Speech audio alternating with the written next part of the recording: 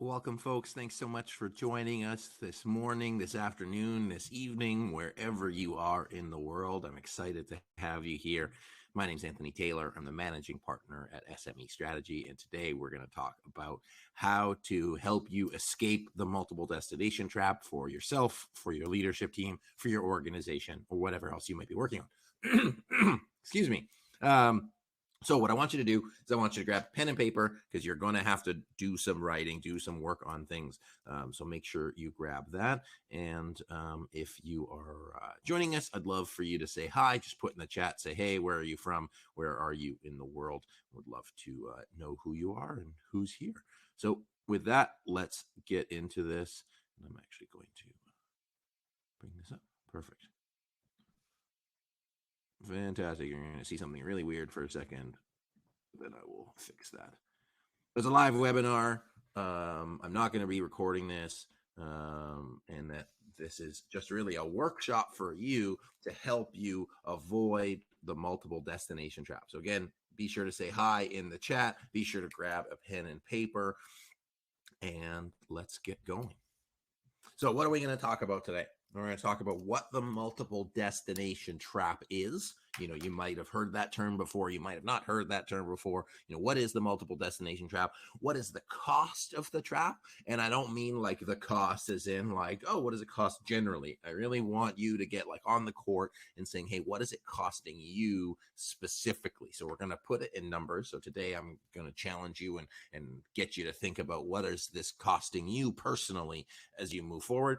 And then we're going to talk about how you can escape the trap. What are some things you can do to move it forward? And at the end of the workshop, you'll have an opportunity to learn more about our services. And if you'd like to work with us as a consulting firm, we facilitate strategic planning sessions. You'll be able to do that as well. So that's today's agenda. A little bit about me. I'm the managing partner at SME Strategy. I've been leading strategic planning sessions and leading leadership trainings for over a decade now. We work with small and medium enterprises across Canada and the US, typically around 100 employees, entrepreneurial based firms that are ambitious and care about people. I've written 2 books, one on strategy, one on entrepreneurship, and I also host the Strategy and Leadership podcast, where we interview very, very smart people who share their successes leading teams. These are the 2 books that I wrote, but really what I really wanted to share was my story and why you should care potentially. But I was probably where you are right now. About 10 years ago, I was leading multiple nonprofits. I was running a business, and I was the chair of this organization called the Green Chamber of Commerce. And while we had like really committed people that were really passionate about the work that we were doing, we weren't moving forward like I wanted us to. As in, like, we were making a bunch of different progress. We weren't like driving the mission forward. I thought we'd be able to do better, and we didn't. And then I went to this offsite retreat and discovered this thing called strategic planning. And I was like, whoa, like this is the solution to all my problems. This is like everything that I need to know right here. That really helped me get my team focused, get them to move forward, and got them like engaged and with a clear direction on what we needed to do. At the same time, in that like top right hand corner, I was putting on rock concerts. I was an entrepreneur. I ran 2 coffee shops, ESL school. I put on rock concerts, had a couple web design companies, and one of my business partners ended up ripping me off for $100,000, which wasn't great, but that was a little bit of time now. And the reason I share that story is because in my sort of origin story working through this, I really discovered that there were some things that I should have been aware of early on that I could have avoided. And that's really what I take into the work that we do now, is really helping organizations be clear and focused about where they want to go, but also being proactive to avoiding potential risks, potential roadblocks, really any missteps that might be costly moving forward. So that's really what I'm hoping to share with you today, about why you should care and why that might be important. If you're interested in moving forward with your organization, if you're interested in creating growth and supporting your team and people, then you're in the right place. So I talked about what is the multiple destination trap. So I want you to think about, what does the multiple destination trap mean to you? When you hear the word multiple destination trap and you think about your own organization, if you got your pen and paper, you can just, brainstorm some stuff. What is the multiple destination trap come to mind when you think about it? We work with a lot of leadership teams, and some people say it's frustrating that there's too many places that we're going. We're working on a bunch of things at once. We're being pulled in a bunch of different directions. There's confusion, uncertainty, that you're stuck, you're not making progress. And we found that to be sort of universally true with many organizations, is that they're stuck in this trap because they have multiple destinations. They're moving in a bunch of places at once instead of everybody moving in the same direction. So now I actually want to sort of flip it and say, okay, great. Well, let's see if you're in the multiple destination trap yourself. So grab that pen and paper, and we're going to do a quick scorecard. We're going to do a quick assessment. And one of the cool things why I like assessments, and why I said it was more of a workshop versus a presentation, is you're going to put yourself in this right now. Is, subjectively or qualitatively, you can say, oh yeah, we're doing good or we're not good. But this brings a measure of quantitativeness to your assessment. So we call this our one destination scorecard. It's really a way for you to assess where you and your team are at. It's 10 questions, really easy. So you just need to, put them together and be able to add them. And we're going to go do it now. Okay.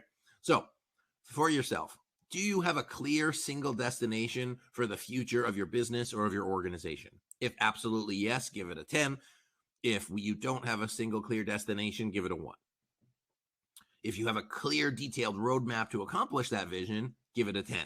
If you don't have a clear, detailed roadmap to accomplish that vision, then give it a 1. Is your team fully aligned with your vision and roadmap? If yes, give it a 10. If no, give it a 1. And of course, give it whatever score in between. Is your team fully engaged and totally productive? Give it a 10. And if your team is not engaged or as productive as you'd like, give it a 1. If you're communicating clearly your vision and roadmap for the team, give it a 10. If you're not clearly communicating your vision and your roadmap for your team, give yourself a 1 or somewhere in between. Are your team members working towards common goals across the organization? If yes, give it a 10. If no, your team members are working in isolated silos, give it a 1. If you have common values and behaviors and language, absolutely, give it a 10. If you don't have common values, behaviors, and language, give it a 1. Are you tracking your progress against your goals all the time, every time? Or are you not tracking progress against your goals? Do you know who is doing what and everybody is accountable? Or do you not know who's doing what and no one is accountable? And finally, are you accomplishing your full potential as an organization or not? So I'll give you a minute here, and in a second, or in a couple minutes, I'll give you the link to do that. So all you need to do is go through the score, total it up. If you're feeling brave, you can put it in the chat what you got as a score.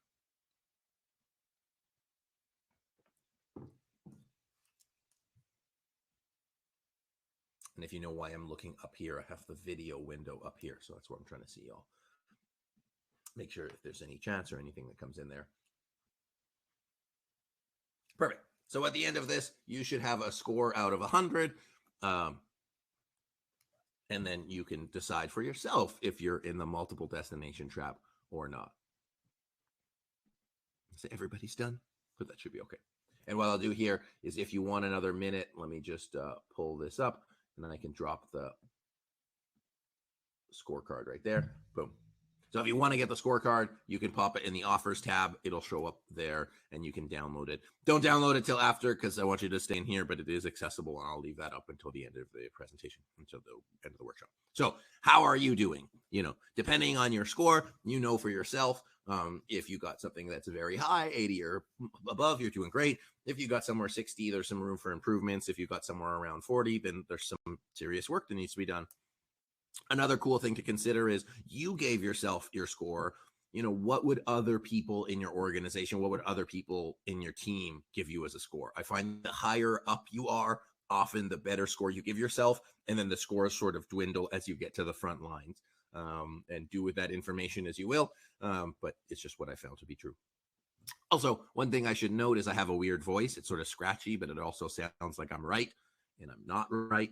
So anything I say, if you like it, keep it. If you don't like it, don't keep it. It's take what you want. Okay, so you got your score. So really, going back to the multiple destination trap, it's the what we found to be true over 10 years is that organizations have more opportunities than we have time, money, energy to go after. And so they try to do everything poorly instead of a couple things well. Or, a different experience of that is they have a vision that seems clear. They think everybody is moving forward, but when it gets to practice, everybody has a different idea of what that means. And so one person's going left, one person's going right, one person's going straight. And when employees live in that world, it's really hard for them to be successful because they don't know what they should be doing. They don't know what they need to be working on. They don't know if they're doing the right things. They sort of bounce from destination to destination. I know marketing managers, senior marketing managers, they can't figure out what they need to do because how can you market to a place you don't know where you're going to? And it's just really just not a fun time. It's confusing. It's frustrating. You do duplicate work. And then sometimes you avoid doing anything because you don't want to do the wrong thing, which is sort of human behavior. Another sort of example for the multiple destination trap is an idea from Alice in Wonderland. And there's a point in Alice in Wonderland where she gets to a fork in the road. And she asks the Cheshire Cat, like, which road should I take? And then he asks, well, where are you trying to get to? And then she says, I don't know. And he says, well, then any road will get you there. And I share that story because leaders often are so focused on what they're doing and what the plan is, but they don't take the time to think about, hey, are we going to the right destination? Are we all going to the same destination? And if we're not all going to the same destination, we're going to multiple destinations. And again, I've highlighted, and your survey will highlight, that it creates a world, it creates an environment, it creates a space for your team to operate in. And so the question is, do you want to keep operating in that multiple destination trap? So now this is the on the court, what you're going to get out of it today. I want you to consider for yourself, what is the cost of being in the trap? What is the cost of being in the trap for yourself? And I want you to try to, put this numbers to it. So, if you've experienced this, what is the cost of the frustration that you might feel? Either frustration from your team, either frustration personally, maybe you're in silos and you're not working well together. What does that cost you? Maybe employees leave because they're frustrated with managers because they don't know how to work with them. There's a cost. Hiring somebody can cost 20, 30, 40, 50K, whatever your local currency is. But in North America, it's about that, plus the training. What is the cost of uncertainty? If your team is not working on the right things, or if they're not working on anything, what is the cost of your team working on a bunch of different things and not being able to prioritize and focus? What is the cost of lack of progress? Let's say your organization, if you were like my organization back in the day, we were trying to grow. We were trying to go from 500,000 to 1 million. You might be in a boat where you're trying to get from 1 million to 2 million or 10 million to 20 million. Will you be able to create that plan and accomplish that vision if you're stuck in this trap? What will be the cost of low engagement, especially now, like with COVID and remote working? You really need to make sure people are engaged so you're getting their best work. If they're not engaged, you're maybe getting 50% of their productivity, 60% of their productivity. Now, it's not to say that you want to just sort of juice your workers to get all the stuff out of them, but higher engagement means higher results. They like their work. They like their life. Their mental health is better. You move forward as an organization, and life is better for you as a manager. You also get to lead instead of having to micromanage. I don't know if anybody here in this room is used to micromanaging, but it's just not a fun thing to do.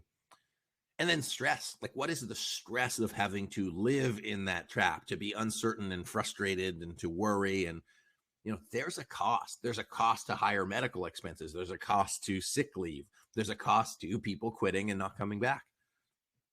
There's a cost to apathy. And so I want you on your paper to say, what is that cost? And try to guesstimate. Like it's a hard exercise, but you say, okay, well, this is costing me, if I lose 3 or 4 staff a year to managers, it's maybe costing $100,000. Well, we're not hitting our goals, and that's costing another 20, 40, $50,000. Well, we've only got 50% engagement. Our culture's really, struggling. And I haven't been able to formulate this perfectly to say, hey, if you have $10 million in salaries or $1 million in salaries and you got 60% on your survey, well, there's probably, a 20% loss there. So what's 20% of your total monthly or yearly salary? Like, it becomes significant.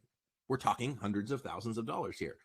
And that might not be exactly the case for you, but I invite you to think that there is a cost for you. So how to recognize that you're in it? Like, what was your score? So if anybody's brave and wants to put their score in the chat, I'd be happy to hear it. But really, it doesn't matter what I think. It matters what you think. What was your score? Did you do well? Are you stuck in the trap? The first step of getting out of the trap is recognizing that you're in a trap. It's like a blind spot when you're like driving, you have your car mirrors. You don't know what's in your blind spot until you look. But once you look, you can't unsee it. And so a lot of the work that we do is helping teams and organizations see what they don't see because they're in it. I love metaphors. So everybody knows the fish is in water except for the fish. So are you in water? Are you in the trap? What was your score? So again, just recognize that for yourself. And so what happens, sort of one of the symptoms of that, is your team is working on a bunch of random tasks with no goals, no connection to the bigger outcome, not a clear why on where you're going. And then they think it's a strategic plan. Most people come into here saying, oh, I need a strategic plan. Well, you need one destination. You need everybody moving forward towards the same place. And so that's what I'm going to share with you now, is sort of like an approach that you can take. There's a lot of approaches. This is one of them. An approach you can take to help your team move forward and get out of that trap. Again, feel free to take any notes.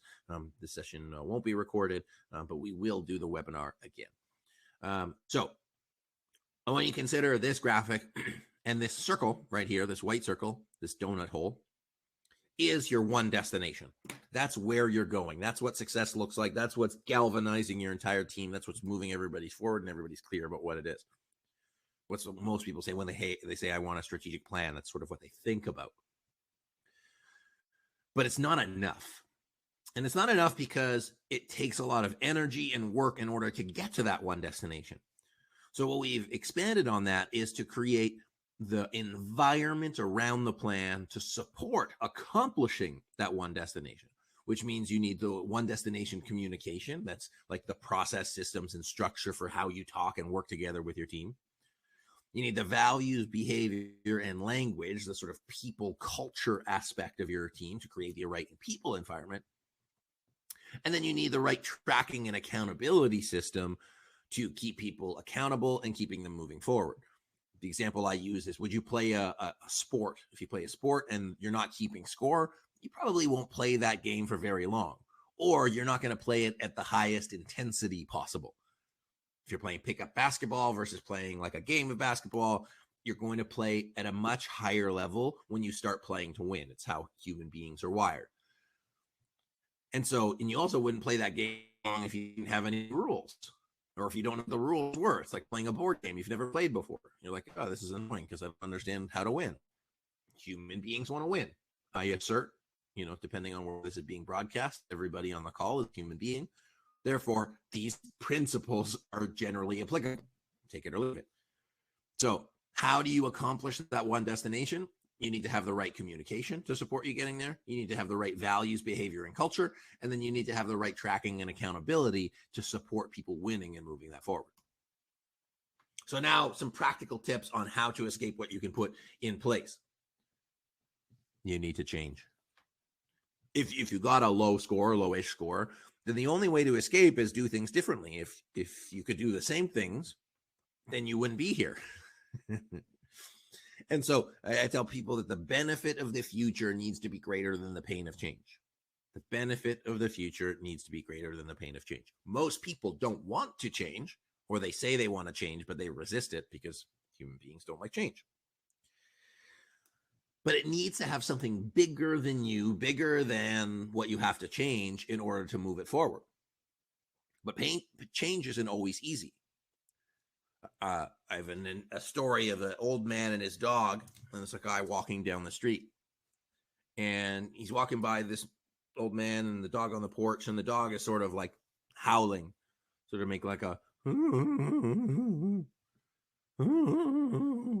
like whimpering howl kind of thing. And the man walking by says, well, why doesn't your dog get up? Or like, why doesn't he, like, why is he making that noise? And he says, well, there's a nail in the floorboard, and where he's laying, it's sort of poking him. He said, well, why doesn't he get up? And the old man says, well, it doesn't hurt that bad.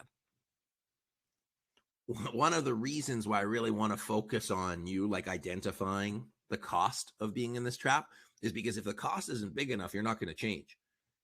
And I don't know what your, like, number is, if it needs to be like $50, if it needs to be $100,000, if it needs to be $1 million before you realize, oh man, maybe we should get our team out of this trap. But you need to change, and you need to do things differently. That's like the first step. I'm going to twist the knife a little bit in terms of like what happens if you don't change. So this is a question for you. What happens if you don't change? What happens if you stay in that multiple destination trap? What's going to keep happening? And maybe you write a couple things down. What's going to keep happening? Our team is going to keep being in silos. We're going to keep being frustrated. I'm going to keep wondering if I want to work at this company anymore. You know, what's going to keep happening for you? Spoiler alert, there's a cost associated to it. What won't you accomplish? Well, you know, if we don't fix this thing, then we're never going to get our transformation, and we're not going to be able to help all the communities that we want to help, or we're not going to be able to bounce back from COVID, or we're not going to be able to successfully, accomplish this merger, whatever it is. And holistically, what is the impact of not having one clear destination? If everybody is moving in different directions and everybody is moving towards different destinations, what's the impact for your organization? And it just really like hits people home. I say, well, what's it worth you to accomplish your plan? And they say, well, I don't know, like $500,000. I say, great. Well, then that's what you should put into it, because that's the upside, the opportunity cost. So I'll give you some time to reflect on this after, but you and your team are going to have different answers. If you're a senior executive or senior leader, your CEO or board might have different answers to this. And it's really about the questioning that's the value. Okay, so how to escape, how to get out of it. You need to get alignment first. Get aligned around one destination, get alignment. Now, the first level of alignment, or the first thing I want you to think about in terms of alignment, is aligning your vision, where you're going, and then aligning your plan, which includes your mission, like what you do and who for, your strategic priorities, what are the things that you're focused on, your goals, what you're going to measure, and your tactics. That's like step one, is getting aligned strategically with your vision and your purpose. Now, when I say alignment, I don't mean agreement. I mean getting everybody on the same page in terms of where they're going to go, because sometimes you just can't get people to agree. So I want you to think of like the concept of like choosing a restaurant, but choosing a restaurant for like 10 or 12 people. Not everybody is going to get their first choice, and not everybody is going to, be bought in right away. But it's about, okay, yeah, I can get behind that. Yeah, that's fine. That works for me. I'm okay. Next time I get to pick the restaurant. If you've been in that experience, that it can be like herding cats to try to get people to pick a restaurant when you're in a large group. And that's the same thing. Imagine leading a large organization or medium-sized organization and trying to get agreement all the time. It just doesn't work. But you do need to get alignment, because if there's no alignment, then people won't follow you. Or as John Maxwell likes to say, a leader with no followers is just going for a walk. So which one are you? Are you leading? Are you following? Or are you just going for a walk? So first, you need to get alignment versus agreement. Next, you need to get clear, and you need to get specific. If I say, hey, let's meet at the Starbucks downtown, there's probably a lot of options there. A lot of people, when they create their visions for their organizations, they do stuff that sounds good, but it's open to interpretation. people don't know what you really mean. So if I say, let's go to California, they say, hey, Jason's my colleague. He's in the chat today. And I say, Jason, let's go to California. You want to go to California with me on vacation? He's like, yeah, absolutely, Anthony. Let's go. And I say, okay, great. What does that mean to you? And he's like, well, I want to take a bus down there because I want to see the sights. I want to go through California. I want to eat at like taco trucks like all day, and I want to surf. And I say, okay, great. Well, my version is flying first class, staying in nice hotels, and eating at fancy restaurants. It's not, by the way, but you get the dichotomy. But fundamentally, it sounds like when I say let's go to California, we're aligned. One of my other colleagues might say, what, I want to busk down there. I don't want to sleep on the beach, and I want to just cook all day. Not that any of those are right or wrong. It's that we have such different experiences and such different goals that it sounds like we're on the same page when we talk about let's go to California, but we all have a very different experience of what that means. And it's what happens with organizations all day long. They think it's clear, but when you get into the nitty gritty of it, it's not. Another example is, my version of the kitchen being clean is different than my wife's version of the kitchen being clean. There's no right answer, but we think we mean the same thing. So it's about getting that clarity and specificity. Next. So first, how to escape, get that alignment with the strategic, get the alignment with the vision, be clear versus agreement, and then prioritize. Okay. Most organizations have more opportunities than they have time, money, or energy to accomplish them. I'll say that again. Most organizations have more opportunities than they have time, money, and energy to actually move forward on. And if that's you, you can put in the chat, yes, that's me. So one of my favorite philosophers says, never half-ass two things, whole-ass one thing. It means do a couple things really well instead of a lot of things poorly. It's the idea that if we're really focused on something, we'll actually accomplish it versus spreading our resources thin. But I'm going to give you a visual example of what that looks like. Most organizations, many organizations, have a lot of priorities. And this is a building, imagine, that has 10 floors, and on each floor is a different priority. So we're focused on this, we're focused on this, we're focused on this, we're focused on this, we're focused on this, we're focused on this, we're focused on this, we're focused on this, we're focused on this, we're focused on this. You get the idea. So you make a little bit of progress in a lot of initiatives, and it's really hard to communicate to people. But it's worse is that there's a switching cost. Every time you switch priorities, and imagine if they're on a floor of a building, you need to go from floor to floor. You need to set up your desk again. You need to turn the lights on. It takes precious time, money, energy. When I was working with my not-for-profit, we were super passionate about what we were doing, but we just didn't have the human resources. We were volunteer run. So we couldn't afford to waste anything. And you might not realize you're wasting when you're doing it. And so our recommendation, do a couple things really well, make significant progress, accomplish them, and then move on to something else. The focus is going to help. It's going to help with communication. It's going to help with buy-in. It's going to help people have that freedom of knowing what they need to work on and when they need to work on it. I want to just go back to this before I talk about our process here. We had a company that we were working with. They were maybe about like $4 million at the time, I think. And we went in and did their strategic planning process. And we looked through their like risks and roadblocks. And they said, this hiring plan is really like, you're ready to grow. You're like ready to double. You've got all these orders, like, and they're starting to get a backlog. Like they're losing customers because of this backlog. And I said, like, what's the deal? And the HR manager was saying, I'm working on the hiring plan. I said, okay, well, how long have you been working on the hiring plan for? It's like 6 to 8 months. And I said, okay, well, here's what we're going to do. And he was in this left zone, this multiple destination trap zone. And say, okay, here's what we're going to do. We're going to make the HR a priority. We're going to focus on it. We're going to make sure it gets done like right away. And say, okay. 2 days later, they completed the hiring plan. The company doubled in 6 months and removed their backlog.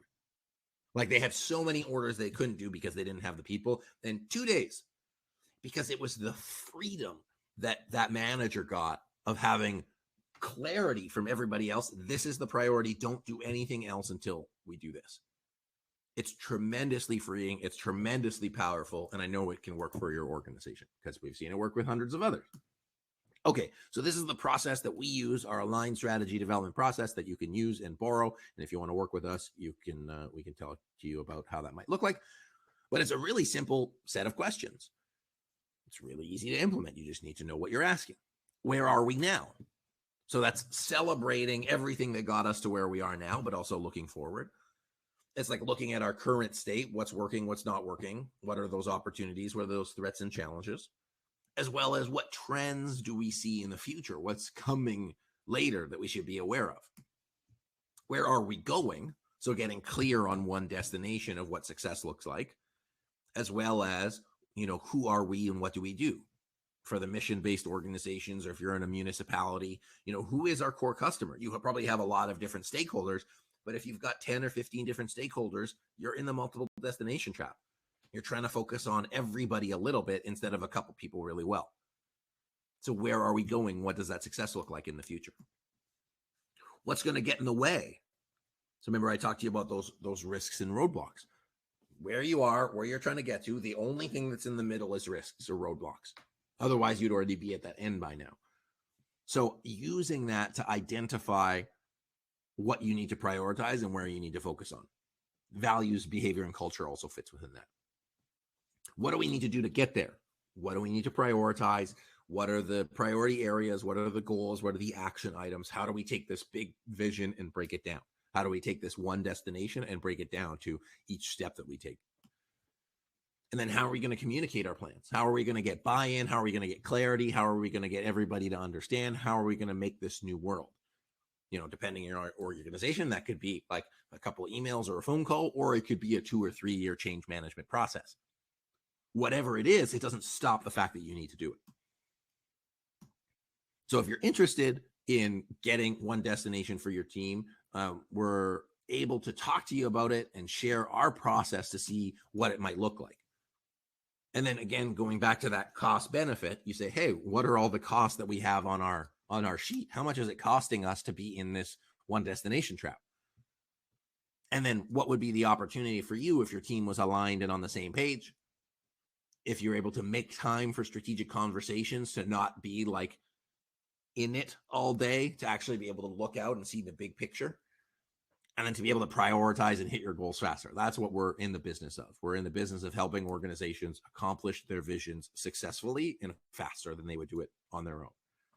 Our basic alignment package, which is where we do those 5 virtual sessions or 2-day session in person, is $12,500 USD. Just so you have an idea of price. So if you're trying to get your strategic plan created, you say, hey, how much does it cost? Well, this is how much it costs. We have implementation plans after that. But if you're interested in like starting with us, that's what we have as an offer. But what I really wanted to share is like what we do now, because I started off with where I was and now this is where we're going. And we have these conversations all over the world with people because we can do it virtually now. And every organization has a similar but different flavor of the challenge. And it's just because human nature, anytime I tell you something, it's going to just like go through your brain and you're going to think of something else. People always need to get realigned. They need to get refocused and they need to get re-clear about where they're going, because everybody has a different perspective of what it looks like. And one of the biggest areas that we play in is moving from implied to explicit. It's implied we're on the same page. It's implied we're moving in the same direction. But are we really sure? And the end of every single one of these conversations, the teams leave lighter. Like now we can't serve food anymore, so obviously, but it's like they're just like, I get it now. We're totally on the same page. I was really wondering about that stuff. Some people have been wondering stuff for years. They've just never had the space to talk about it. Like these conversations give you and your team the space to get all of those burning questions that like use energy out of the way. And this is another dumb example, but I don't know if you've ever had that experience where you're like, oh, did I lock the front door? Did I, like before I left, did I lock the front door? Did I leave the stove on? If you've ever had that experience where it just sort of eats at you mentally, That's what happens when there's uncertainty in an organization. The wondering eats at you every day. And eventually you can't take it anymore and you quit. Rather than actually asking, hey, are we going on the same page? And so for us, we just create the space for you and your team to talk. Whether you work with us or not, I invite you to just take the time to say, hey, are we on the same page as a team? Are we moving in the right direction? Are we all moving towards one destination? So if you want to learn more about how to do that, we'll put drop a link in there for complimentary consultation. It's really just a conversation to see if there's a fit. So really, like, the choice is yours at this point. Whether you work with us or not, multiple destinations, having everybody moving in different directions, having that eating away at you feeling and not making progress towards where you want to go. It's a trap. I think I'm funny. Sorry. Or move your team towards one destination, have everybody clear on where they're going, have everything moving forward, and then, look at the cost of it on your sheet and say, hey, what is the opportunity cost for us to go forward with one destination? And if there's a big enough cost and there's a big enough benefit, then we'd be happy to support you in moving that forward. So if you want to learn more, I'm going to put an offer in the offer page. I'm going to just remove this scorecard here. If you still want to, just let me know. I'm going to put this here. If you want to book a complimentary consultation, just click the link. Happy to have a conversation with you, and really just here to support you, moving your team forward, accomplishing what you really want to accomplish, and having impact in the communities and the people that you work with. So my name's Anthony Taylor. I'm the managing partner at SME Strategy. I hope today was valuable for you. I hope you got some stuff out of it. Then I really hope it helps you just have conversations with your team to move them forward and to get everybody on the same page. So I'll be around to answer a couple questions if you'd like. I'm just going to leave this up. So Kay needs the scorecard. Jason, can you drop the link to the scorecard for Kay if you wouldn't mind? Just put it in the chat. That would be awesome. And then, do that scorecard with your team. Have that conversation to move it forward, and then you'll be well ahead. So thanks so much for joining us, everyone.